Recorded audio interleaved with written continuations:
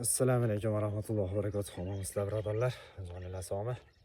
Hayit ayyomlari muborak bo'lsin.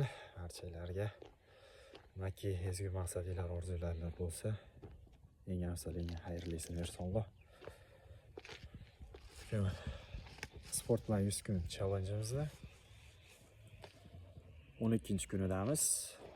Sizlar bilan bugun oliy maqsad haqida biroz suhbatlashmoqchi edik. Tarixda Bishr Hofiy rahmatullohi alayh degan ulug' zotlardan o'tgan. Oliy maqsadga misol olaroq insonni hayotidan shuni aytib bermoqchiman. Bishr Hofiy rahmatullohi alayh yoshligida juda bir ichuvchi inson bo'lgan ekan. Sozin Muhammad Alisher qo'lib aytardi.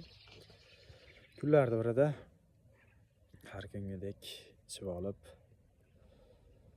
yo'lda masalas holda kelyotsa matoga ko'zi tushadi.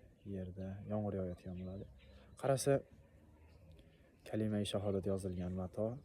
Dedi, Allohning nomi yerda bunday yotmash kerak dedi. Yotmash kerak deb turib olib uyga olib borib chiroyli qilib xushbo'ylantirib, yuvib, tarab degandek ilib qo'yadi tepaga tozalab. Onasi har kuni insonni duo qilib so'rar ekan: "Ya Robbi, o'g'limga bir tavfiq bergin, iymonga kelsin, islomga kelsin, yaxshi inson bo'lsin" deb turib har kuni duo qilar ekan. O'sha ishni qilgandan keyin qo'shnisini bir uzoq joydagi qo'shnisini tushiga kiradi-da, tushida bir g'oyibdan ovoz keladi. Bishrga borib aytgin deydi. U bizni nomimizni ulug'ladi, uni biz azizlar ro'yxatiga qo'shib qo'ydi deydi. Cho'chib uyg'onib turib ketadi hali inson. Ahli ilmlardan bo'ladi u inson ham. Turib deydi. Qarasash, o'ylasash, Bishr Hofiy. Hofiy nomini olgan bo'ladi bu yerda. Hofiy degani yalang'oyoq bo'ladi. Ya'ni yalang'oyoq degan ma'noni bildiradi. Adashib ketyapman. Hozirga qaytsak, keyin u inson deydi, u ichib yuradigan Bishr bo'lsa, shaytoniy tush bo'ldi-yo deb turib, yana qayta uxlaydi. Shu 3 kun takrorlanadi. Oxiri 3-kuni turibdi o'rnidan. Rahmoniy tush shekilli 3 marta qaytarildi deydi. Bishr Hofiyni istab yo'lga chiqadi. Bu katta ehtimol bilan deydi, mayxonada bo'lsa kerak deb turib, to'g'ri mayxonaga boradi. U inson mayxonaga kirmaydi, tashqarisida turib bir xizmatchiga aytadi: "Menga deydi, Bishr Hofiyni Bishrni chaqirib beringlar" deydi. Xabar olib keldim unga deydi. Xo'p, bitta xizmatchi kirib ketadi, ichkariga kirib turib Bishrga borib aytadi, deydi, "Sizga xabar olib kelishdi" deydi.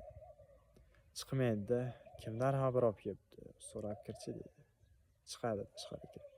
Kimdan xabar olib keldingiz desa, olamlar Robbidan xabar olib keldim. Shunda kirib turib xizmatchi aytadiki, Bishr Hofiyga, olamlar Robbidan xabar olib kelibdi deganda, Bishr Hofiy rahmatullohi alayhi oyoqlari qaltirab, butun va vujudi qaltirashni, titrashni boshlaydi. Endi bir qo'rquv keladi tanasiga. Chunki aytadiki, meni endi hisob qilishadi hozir, to'g'ri do'zaxga ravona bo'lsam kerak degan xayol bilan oyog'iga ham oyoq kiyimini kiymasdan yugurib chiqadi. Yugurib chiqsa qarasa, o'sha o'zi tanigan qo'shnilardan bo'ladi. Sal iliqli yuguradi ichiga, xursand bo'lib turib, yaxshi Azroil keldi deb o'ylaydi-da, u katta ehtimol bilan. Chiqadi.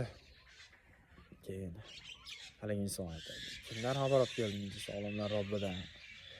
Bishrga borib aytgin, u bizning nomimizni ulug'ladi, biz uni ulug'lar ro'yxatiga qo'shib qo'ydik, azizlardan qildik" deydi. "Qanday amal qilganding?" deb so'rasa, bo'lib o'tgan voqealarni aytib beradi. Shundan keyin u inson umr bo'yi shu mayxonadan oyoq yalang chiqqan bo'yi umr davomida oyoq kiyim kiymagan ekan, hamda o'sha yerda mayxonadagilar bilan vidolashgan. Tomonga qaratib, "Endi sizlar bilan ajraladigan paytim keldi" deb turib, qaytib mayxonaga qadam siqmagan deb. Uzr. U insonning haq hurmati deydi, otlar ko'chaga tezak qilmagan deydi. Ya'ni u insonni oyoq yalang yurgan munosabati bilan, hurmatida.